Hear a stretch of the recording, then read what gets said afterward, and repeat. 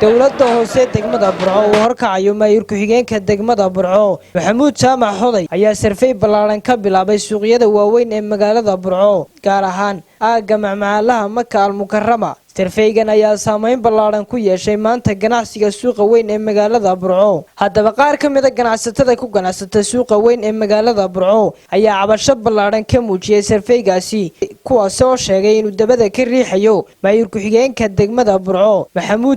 Xoday isla markaana meherad ganacsi oo ku leeyahay suuqa weyn ee magaalada Burco ka duwaya sarfaygaasi halka uu meheradaha kalena gelinayo cagacaga suuqa horta ilaa saaka cidi kuma kala ganacsan goobi ganacsiga oo dhan waa la wada xidhay waxaasna waxa weeyaan dawladda hoose magaalada Burco annagu waxaanu ka midnahay ganacsadayaasha suuqa waan xidhanay saaka cidi ma shaqeynin waa wada aragtaan dadka oo dhan waa wada buuqa waxaan u sheegaynaa dawladda hoose dawladdan uu hogaaminayo Muuse madaxweynuhu Xoday marna waxay leeyihiin ka daaya marna way jiirsiiyaan marna waxay leeyihiin waan ku xidhaynaa marna waan furaynaa laakiin cidina ka xidhmaysa hadii macaysiga la daaya anagu waan jiirsiinaynaa waan leenahay jiirsiya haddaan nahay ganacsadayaasha suuqa waxay istaagay halkan imika suuqa waad aragtaa ganacsigii way istaagay waxaana waxa uu soo maayirka Meheradi iyo maayirku xigeenka iyagaana magaranaysaa waxaan oo dhan wada suuqii ganacsigiisa uu xidhay waad aragtaa waa ummadda u shaqeeya leedku yiri kolba meel yar waxa sarfay baa laga waxaynayaa idmaana odhantay anagu waadiga arkay suuqii inuu xidhay ganacsigiisii ma yeelayno waxaan hadii la sii wado dadba meeshareeday wax ku ganacsanayeen la jiirsiiyay baabuur dhan oo waadiga arkay wadadii imika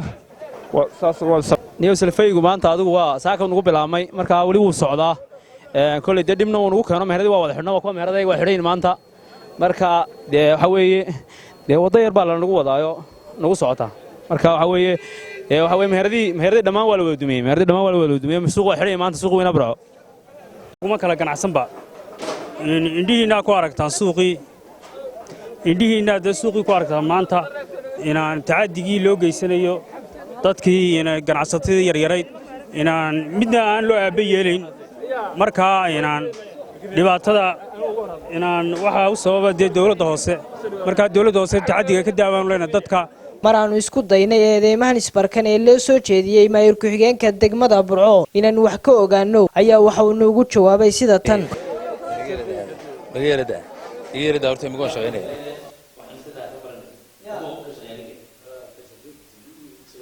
leeyahay cusub fooqa waa lagu sheegay أروح نحن نروح الماء وحين ندوبست وضد ولا رجع رجع طبعا يوم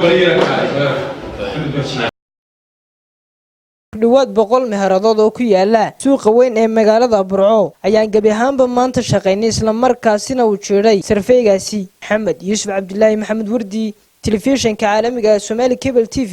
Burco